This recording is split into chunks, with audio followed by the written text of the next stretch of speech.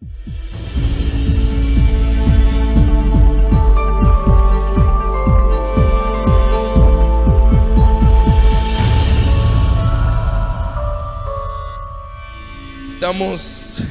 passando o panorama bíblico, né? Já vimos até agora Gênesis e Êxodo. E agora, nessa manhã, nós vamos ter o desafio de ver 3 livros. Quais são os próximos livros? Provavelmente você já leu esse livro várias vezes, não é verdade? Ninguém gosta de Deuteronômio, né? Números, lê tanto de número que tem lá, Levítico. Geralmente, quando você está lendo a Bíblia, chega em Números, você diz, vou para o próximo livro, chegar em Salmo. Salmo é mais legal, né? As histórias. Mas nós iremos ver que é importante também para a história bíblica esses 3 livros. E eu sei que você sabe disso. E eu queria situar você um pouquinho aonde nós estamos na história. Pode passar aí e deixar a imagem no livro do Levítico. Lembra, quem escreve Levítico, quem sabe? Moisés. O povo está saindo de onde? O povo saiu de onde? Do Egito. O povo ficou quantos anos no Egito? Agora pensa um pouquinho, e é importante isso, você se colocar como parte daquele povo. Você vem de uma geração que está em uma terra onde você olha para o céu, você lembra de quem? De um Deus do sol. Você lembra do Deus do sol. Você olha para o vento, é o Deus do vento, a terra, é Deus de tudo que é jeito. E Moisés tem todo esse povo agora, para quê? Para relembrar quem os criou. Lembra que Moisés fez isso? Escrevendo o quê? Gênesis. Os lembrar que Deus os chamou. Lembra de Abraão? Moisés agora, inspirado por Deus, está ensinando esse povo aquilo que provavelmente muitos deles se esqueceu, porque foram 400 anos ouvindo de tantas e tantas outras coisas. Então agora Deus precisava colocar esse povo no eixo, vamos dizer assim, ensinar as coisas básicas. E aí nós chegamos no livro de Levítico. Esse povo está no deserto, está caminhando. Imagine, deserto, é um sol escaldante, não chega a ser igual ao Foz do Iguaçu, mas é um pouco quente também. E temos o livro de Levítico. E só para vocês entenderem o que quer dizer o livro de Levítico, pode passar? Nada mais é do que os relatos relativos aos levitas. Lembra quem são os levitas? Os que levitavam? Não, né? Quem eram os levitas? Sacerdote, né? Aqueles que estavam encarregados para cuidar do templo.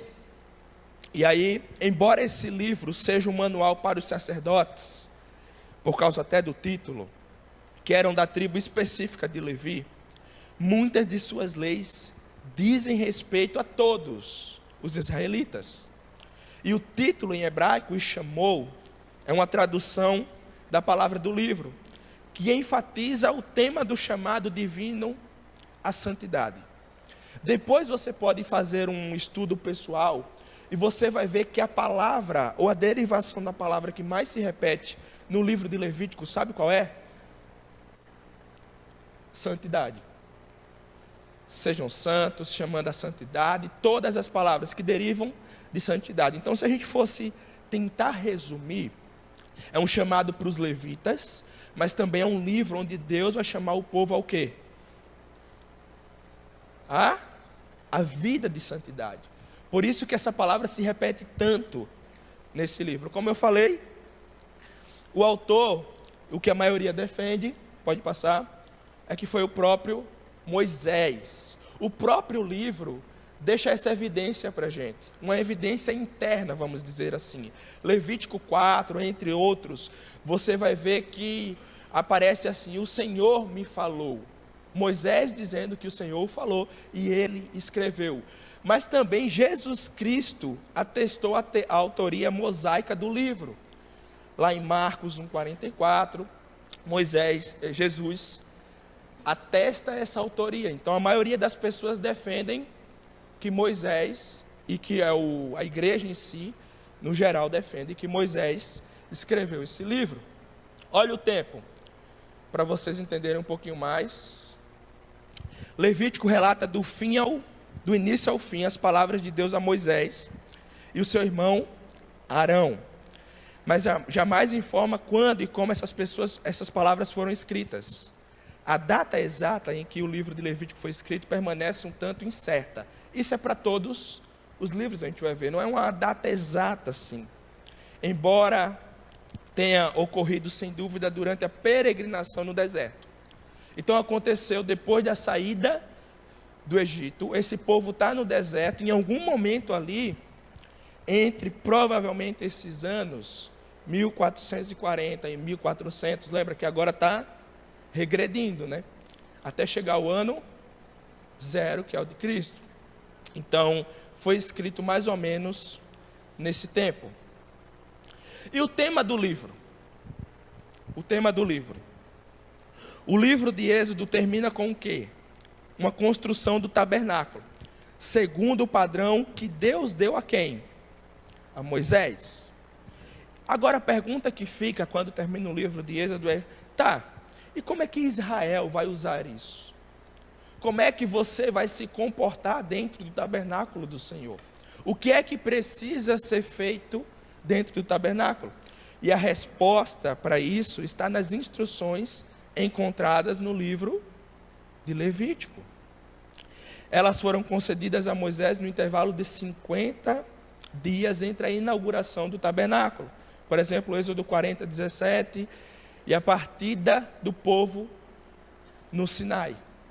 Então o livro de Levítico, ele vai tentar responder isso. Deus deu um tabernáculo para o povo, a pergunta que fica é, como é que a gente vai fazer agora? Imagine, é uma coisa nova, não existia, então o povo não sabia como utilizar, como fazer, e agora Deus vai ensinar esse povo a como viver, a como se comportar. Por isso o livro tem praticamente 3 assuntos gerais, que é a santidade, trata da santidade de Deus e dos seus requisitos para a comunhão com Ele. Então você vai ver Deus se mostrando um Deus santo e convidando as pessoas a se relacionar com Ele, mas existe um padrão para isso. O livro também revela a pecaminosidade humana, mas também a expiação.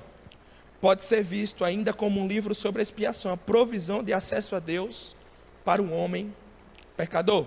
Então a santidade, o pecado do homem, e existe alguma maneira do homem se aproximar de Deus. Existe. Então esses seriam os temas principais do livro de Levítico: a santidade, o pecado e a expiação.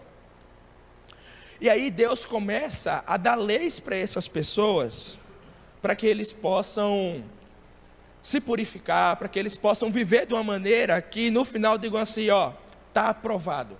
Vocês são um povo de Deus, segundo o padrão de Deus. E aí Deus começa, leis sobre a pureza, leis sobre o dia da expiação, leis sobre sacrifícios, leis sobre padrões para o povo, sobre padrões para os sacerdotes, leis sobre ofertas. Aí você acha que para por aí? Não, ainda tem mais. Pode passar. Leis sobre festas religiosas, leis sobre o azeite, o pão e a blasfêmia, leis sobre o ano sabático, leis sobre o ano do jubileu, sobre a obediência, leis sobre os votos e sobre os dízimos. Quando você for ler o livro de Levítico, você vai ver que muito do que está relatado lá são exatamente isso, façam isso. E o que é uma lei? Nós vamos ver na construção aí lá no final dessa aula, mas o que é uma lei? Se Deus dá uma ordem, para que isso seja uma lei, o que é que precisa ter no mesmo parâmetro? Uma punição. Se você não fizer isso, a consequência vai ser essa. Então, quando Deus dá todas essas leis, elas vêm acarretadas com isso também. Se vocês não fizerem dessa maneira, as consequências serão essas. É assim que a gente se baseia, que é uma lei. Senão seria somente um conselho, façam. Não, mas é uma lei. Ou vocês vivem dessa maneira, ou as consequências serão essa. O interessante é que agora você pode pensar, Deus está dando um peso muito alto para esse povo. Imagina, é lei para tudo. Só que quando os anos passam lá para frente, você vai ver que o povo judeu, eles criaram mais trocentas leis a partir dessa. E no livro de Gálatas 6, Paulo ele vai dizer do porquê a lei, o para que a lei serve para nós. Lembra desse texto? Que a lei foi nos dada como aio, que quer dizer professor, como ensino, para nos atestar algo, para nos ensinar algo. Eu pergunto a vocês, o que é que vocês acham que ensinou? O fato de Deus olhar para esse povo saindo do Egito e dizer agora para vocês serem santos, vocês precisam viver dessa maneira. E aí Deus dá um tanto de leis. E aí Paulo escrevendo aos Gálatas, Paulo vai dizer que isso serviu de professor. A pergunta é, para ensinar o quê? Que o quê? Que nós não conseguimos atingir. Alguém tem parecido ou diferente, quer falar alguma coisa? O que é que você acha? O que tudo isso ensinou? Já olhando, para isso. Como? A lei nos convence que somos pecadores. Porque olhando para isso, você vai dizer, é muito pesado. É pesado. Quem que vai conseguir viver dessa maneira? Mas vamos caminhar. No final a gente vai ver um apanhado de tudo, E aí, o livro de Levítico, praticamente, ele vai falar sobre tudo isso. E deixa eu abrir um parênteses aqui. A ideia dessa EBD é ser um panorama. Então, não tem como entrar em cada lei dessa e explicar para vocês. Porque seria um EBD só sobre Levítico. E olhe lá se ia dar algumas aulas aí. Então, a ideia é fazer você entender o tema principal desse livro, alguns assuntos importantes, o que ele fala. Vamos para o outro livro, o livro de Números. Como eu falei, o livro mais lido da igreja. Não, Fala a verdade, quem já leu Números? Olha, Deus está vendo, tá? Agora um tanto baixou a mão, ó. Quando eu falei, Deus está vendo, estou brincando. Mas é um livro que você diz, para que está na Bíblia? Por que esse livro está na Bíblia? Números, porque tem que relatar quantas pessoas tem.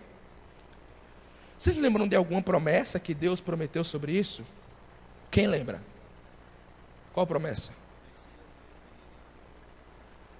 O Messias está quase lá. Está quase lá também. Quem faria uma grande nação? Abraão. Lembra que Deus prometeu para Abraão? Prometeu o quê? Que dele seria uma grande nação. E você chega no livro de Números. E você lembra que quando eles saíram lá em Gênesis, a família de José, lembra em quantos? 70. Saíram em 70 para o Egito. Aí você diz, Deus está prometendo que Abraão teria uma grande nação. A gente chega no livro de Números. E aí a gente começa a entender que para vocês saberem onde a gente está na história, Abraão, saída dos israelitas no deserto, e aí chegamos no deserto. Pode passar? O livro de Números, ele recebe esse título por causa das suas contagens, o censo, que ocorreu durante o período, O livro expressa a natureza também pecaminosa do homem, em razão do pecado, o qual não se inclina para Deus, a despeito de todas as evidências, que é o orgulho, o egoísmo e a murmuração. E boa parte do livro é composto por repetições baseadas no livro de Êxodo, Levítico e Deuteronômio. Pode passar aí, por favor? E aí nós vamos ver, nesse livro, aproximadamente um mês depois da construção do tabernáculo, 2 anos mais ou menos após a saída do Egito, tem um recenseamento. Moisés e Arão deverão contar os homens cabeça de 20 anos para cima. E olha aí para vocês terem a noção. Pode passar. Total de homens. Quantos? E aí você acrescenta mais 3.000 pessoas ali. Partiram do início quantas pessoas? Estamos com quase ali já 1 milhão de homens, de homens. O tempo passou até quantos anos já passaram? E a razão? A razão é a promessa de Deus a Abraão. Isso, o livro de Números, você pode perguntar, mas para que está lá? Aí você tem que fazer essa conexão com toda a Bíblia. Lembra? Deus prometeu a Abraão. Agora o povo está se multiplicando. Eu pergunto a você, faça o censo hoje de quantos cristãos existem no mundo, que já existiram. Quem consegue fazer? Alguém consegue fazer? Que já passaram por essa terra, que já viveu. E aí você lembra da promessa de Deus a Abraão, qual foi? Serão tantos, tantos igual a areia do mar. Percebe que Deus está cumprindo sua promessa? E à medida que a gente vai caminhando na narrativa bíblica, a gente vai vendo isso.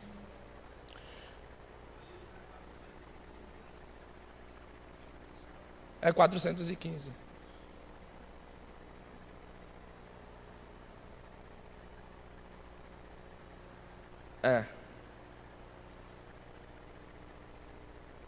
E aí vamos ver algumas, pode passar? Algumas características do livro de Números que são importantes. A contagem do povo e a consagração dos levitas, a disposição das tribos, os ofícios dos levitas, distanciamento da impureza e os nazireus. Para vocês entenderem mais ou menos como era o acampamento, pode passar aí. Estava mais ou menos assim, o tabernáculo no meio e as tribos, lembram as 12 tribos? Acampadas ao redor do tabernáculo, era assim que estava o acampamento e todas essas pessoas. Disposição das tribos, os ofícios dos levitas. Tem um voto famoso, vocês conhecem alguém que tem assim, ó, pode passar? Conhece assim? Existe alguns hoje ainda? Acho que tem algumas pessoas assim hoje, né? Estou brincando, mas existe um voto famoso, que era o voto do Nazireu, que ele precisava se abster de tantas outras coisas, inclusive o corte do cabelo, e Sansão é famoso por causa disso, né? Que ele se casa com uma mulher que não era temente a Deus, e que essa mulher corta as tranças de Sansão. Pode passar? A murmuração do povo em Taberá, em Quibrote. Lembra, o povo estava onde? No Egito, no deserto. Quando a gente olha para essa cena, é uma cena até famosa, falada. O povo murmurou, esse povo é muito ingrato a Deus. Mas é preciso, quando a gente está lendo, nós nos colocarmos na mesma condição do povo. Agora pense você saiu do Egito, você tinha comida, você tinha algumas coisas lá, por mais que era um povo escravizado. E agora você está onde? No deserto. É calor. É um sol sobre a sua cabeça. A pergunta é, você murmuraria ou não? Provavelmente nós murmuraríamos. A crítica de Miriam e Arão contra Moisés. O mau relato dos espias. A tragédia das descrenças. E mais uma vez, várias e várias leis.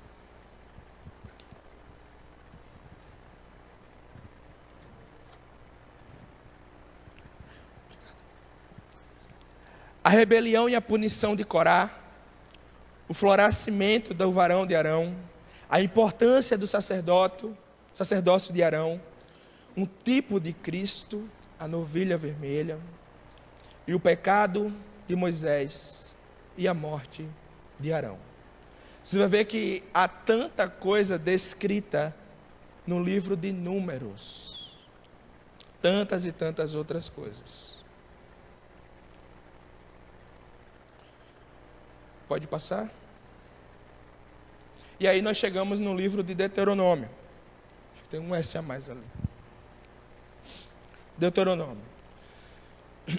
Pode ir. Que quer dizer, a repetição da lei ou a segunda lei.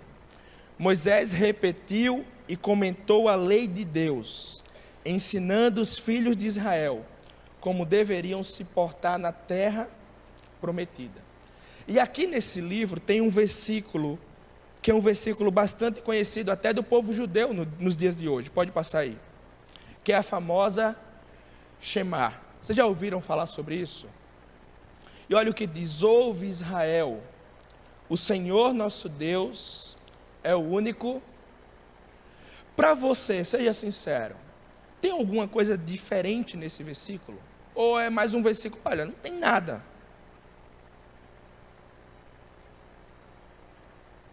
Não tem muita coisa diferente para nós, né? Nós sabemos que só existe um. Mas lembre-se, Moisés está escrevendo esse livro para quem? Para o povo que está saindo de onde? Que tem na sua cabeça vários deuses. Agora imagine esse povo ouvindo isso. Lembrem-se. Ouve, esse ouvir aqui, a tradução dessa palavra ouvir é lembrem-se. E para o judeu ouvir é a mesma coisa que praticar. Então quando ele está ouvindo, Moisés está chamando eles a praticarem o quê? Essa verdade, que só existe um Senhor. É uma desconstrução daquilo que eles aprenderam. Então eles precisam saber que não existe outros. Esse povo construiu algum Deus para eles no deserto?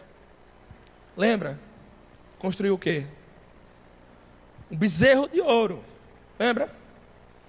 É isso que Moisés está tentando ensinar. Não existe outros deuses. Lembrem-se, só existe um único Senhor. Vou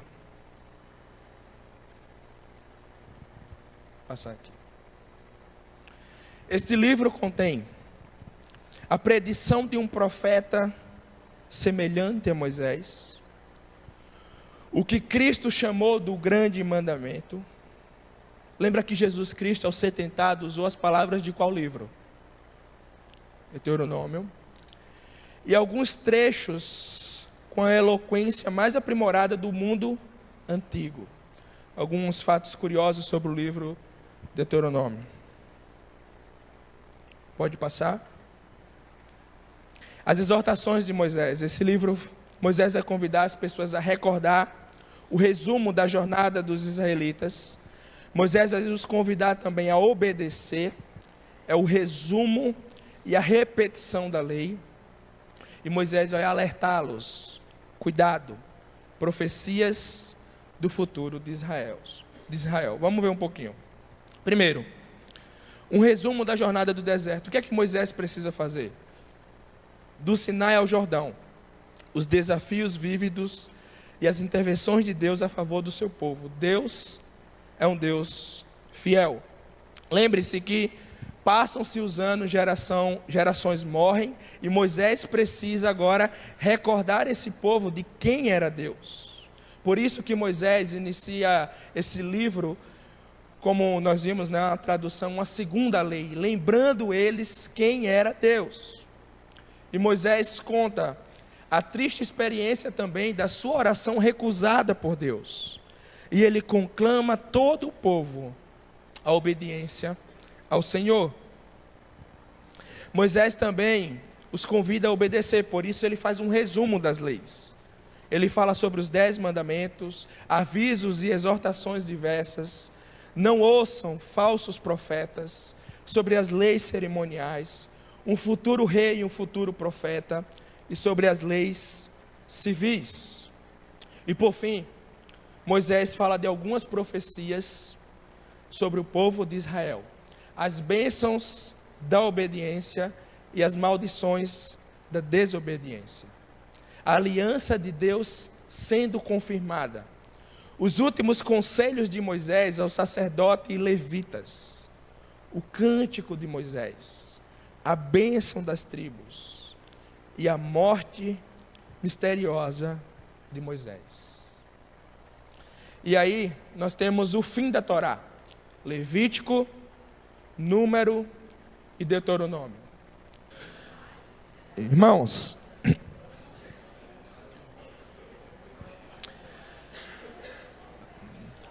agora olha um pouquinho aqui. Eu sei que tem muita coisa, isso vai ficar para os outros cafés. Mas vamos caminhar, né? Vocês que falaram sobre Levítico assim, o que é que mais, dentro daquilo que vocês sabiam, e olhando também para para a obra de Cristo, assim, da redenção, esse grupo aqui, o que é que vocês conseguem nos ensinar nessa manhã, assim, nos mostrar? Quem quer falar? A Rafaela? A gente discutiu em relação a Levítico, olhando, né, para Cristo, o quanto nós necessitamos de Cristo, né? Porque Levítico é um rol, vou dizer assim, de leis e de punições. Então, o que aquele povo e o que nós, né, como humanidade, merecíamos, porque nós não conseguimos cumprir nenhuma daquelas, na verdade, todas aquelas leis, né? Então, nós merecíamos a punição. Mas a graça foi derramada através de Cristo. Então, por causa da graça, por causa de Cristo, nós hoje somos justificados. Então, Cristo foi o único que cumpriu a lei, né? O único que... Então, lendo Levítico e vendo o quanto a gente necessita de Cristo, porque sem Ele nós não conseguiríamos nada, né?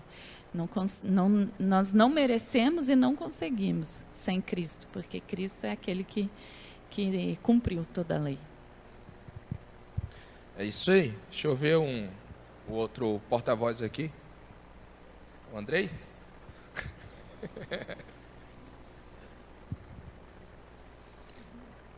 Gente, eu vou ver o que sai aqui, que era para ser o Andrei, mas ele fugiu, viu? Mas indo ali até, pegando o gancho do que a Rafaela falou, Levítico demonstra, né? A Torá tem demonstrado para a gente o quanto somos falhos, né? E um dos assuntos que muito é tratado no livro de Levíticos é a questão do sacrifício. Sacrifício que constantemente era repetido, né? E quando havia um sacrifício, será que agora o povo vai andar em santidade e não vai necessitar mais? Não. A realidade é que outro sacrifício era feito, outro era feito, né? E uma pergunta que vem em mente é: quando virá o sacrifício definitivo? Isso é respondido em João, quando João fala: eis o Cordeiro de Deus, que tira o pecado do mundo. E então Levítico, de certa forma, aponta para o sacrifício derradeiro de Cristo e também fala do sacerdote, que era esse que intermediava a relação do povo e Deus, que também vemos o cumprimento em Jesus, que foi sacerdote e o sacrifício, né? Não bastou ser o sacrifício, também é o nosso sumo sacerdote. Quem vai falar aqui? O pastor Rubik. Sobra pro pastor, tá vendo? Sempre sobra, né? Eu ouvi até aqui, né? Eu ouvi quem vai falar, alguém falou Rubik. Nós conversamos a respeito de números, né? E números, como o Anderson já havia falado, ele vai mostrar, né, o crescimento do povo, da nação de Israel. E nós vimos ali que já haviam mais de 600 mil homens, né, prontos, teoricamente, para a guerra. Mas como, né, o grupo estava comentando aqui, eles acharam que ia ser muito simples. Não é fácil eu crer assim, né? Eu vou lá, vou cruzar o deserto e quando eu chegar na terra prometida vai estar tudo certinho, né? Terra que emana leite e mel, muitas frutas, uma terra rica. Porém, quando eles chegaram ali, eles enviaram espias para fazer o quê? Para fazer uma análise da terra, trazer um relato a respeito do que existia ali.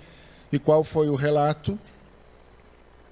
Parte boa, né? Parte muito boa, não, realmente tem muita coisa boa lá, trouxeram até algumas amostras, né? Cacho de uva, leite, mel, então o povo se animou nessa hora. E aí vem a parte negativa. O problema é que existem desafios gigantes, nós precisamos conquistar. E aí houve um momento de muita vergonha para os homens, para a nação de Israel, onde esses homens choraram de medo. Eles não creram. Então nós concluímos que Deus, Ele quer um povo que creia. Crer em Deus não é simplesmente crer que Deus existe, mas é crer na palavra de Deus, nas promessas de Deus. E aquele povo, na maioria, não creram. E aí nós vimos que 2 homens se levantam. E eles falam, não, se nós agradarmos a Deus, aí sim nós tomaremos essa terra, nós vamos vencer. Os nossos inimigos vão ser rasgados como um pão. Josué e Caleb se levantam com fé nas promessas de Deus. E aí nós percebemos que é isso que Deus quer de nós. O plano da redenção envolve fé. Nós precisamos crer nas promessas do Senhor, e Ele prometeu uma terra para nós. Não uma terra somente que emana leite e mel, mas uma terra que Jesus Cristo estará lá. Jesus Cristo estará governando eternamente, e aí está a nossa esperança. Aqui nós teremos aflições, lutas, guerras, mas nós olhamos para Cristo. Diferente da maioria do povo de Israel, que não olhou para Deus, não olhou para as promessas de Deus, mas olhou para as dificuldades. E aqui no final ainda alguém falou, aí vai se cumprindo a promessa de Deus, em meio às dificuldades. Mas Deus falou para Abraão que de Abraão ele faria uma grande nação, e que em Abraão seriam abençoadas todas as nações, e nós fazemos parte desse povo. Então o livro de Números, ele tem muito a ver com a nossa redenção. A conquista da terra prometida envolve, na verdade, a fé, a esperança em Deus, o crer no Senhor. E nós vemos isso se cumprindo, com o aumento do número do povo de Deus, o número de cristãos, e vai se cumprir plenamente quando o Senhor Jesus voltar.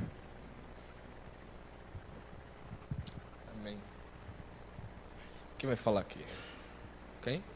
Will. É o pastor ou o missionário, tá vendo? Bom, irmãos, graça e paz.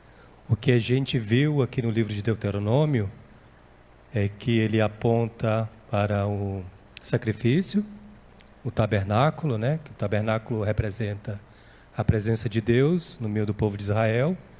O sacrifício aponta para Cristo e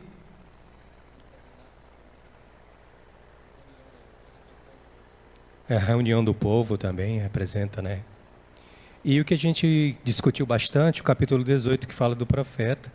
Interessante que a gente viu aqui que esse profeta, ele deveria ser dos irmãos de Moisés, ou seja, ele deveria ser um profeta de Israel, israelita. Aponta para o que Jesus falou lá em João, capítulo 4, que a salvação vem dos judeus, E que o versículo 19 diz que ele falaria no nome de Deus, no nome do Senhor. E outra profecia que se cumpre, que bendito é aquele que vem em nome do Senhor. E essas profecias se cumprem em Jesus Cristo também. E outra coisa que a irmã Esther falou, que não está aqui no livro de Deuteronômio, mas os irmãos não falaram, Está no livro de Números, a gente estava discutindo também, que fala da serpente que foi levantada no deserto, que também Jesus seria como levantado no madeiro. E a gente fica pensando agora, quando Jesus ele ressuscitou, que estava no caminho de Emaús, que ele começou a explicar o que estava escrito a seu respeito na lei, nos profetas e nos escritos, na Torá. E eu acredito que Jesus começou a falar sobre o tabernáculo, sobre o sacrifício, sobre a serpente no deserto, sobre o profeta, mostrando para os discípulos que tudo aquilo que estava escrito na Torá era a respeito dele, E interessante também que a Bíblia judaica, a Bíblia hebraica, ela é dividida assim, Torá, escritos e os profetas.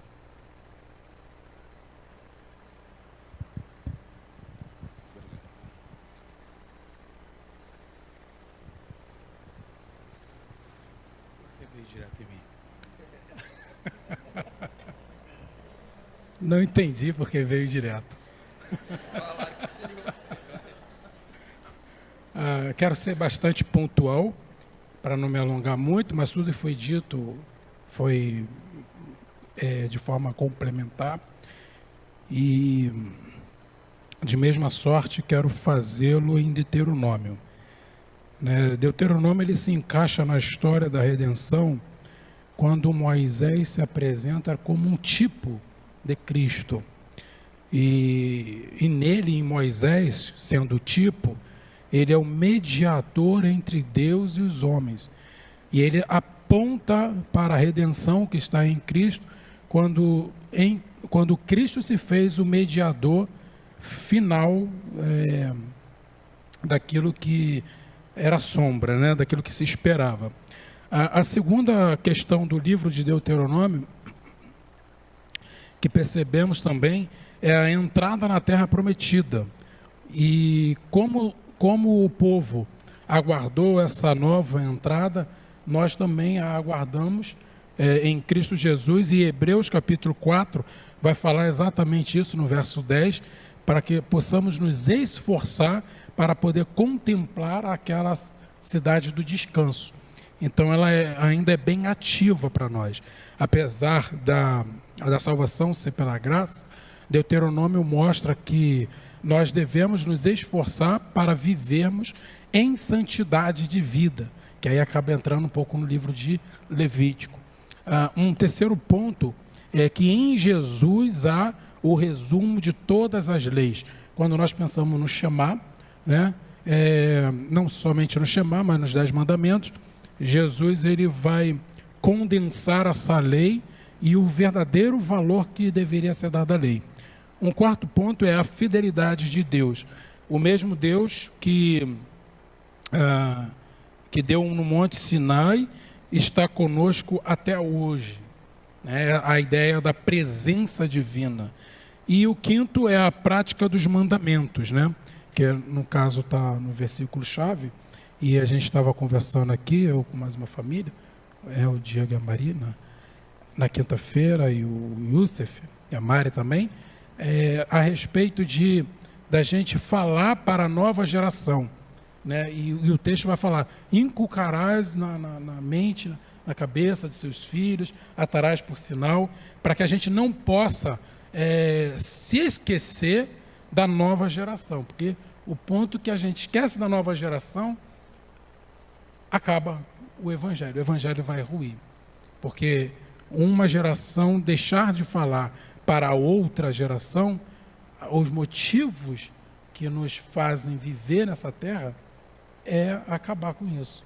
E a gente tem visto esse manual no mundo.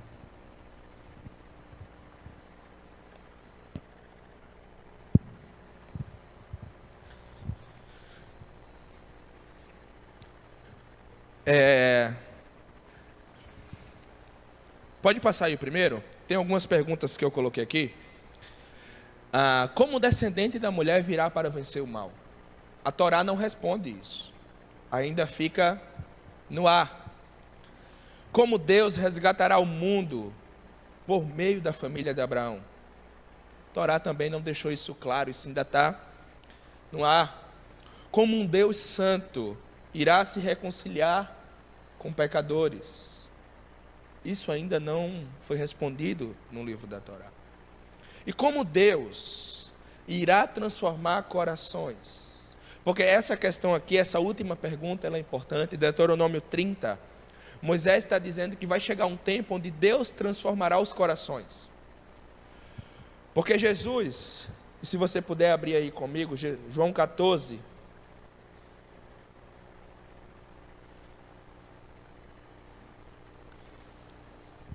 João 14, 21. Deus deu tantas leis, são as promessas apontando para um Messias.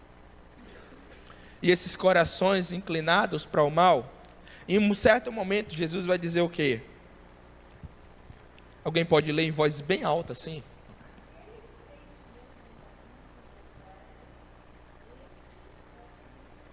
Esse é o que me ama.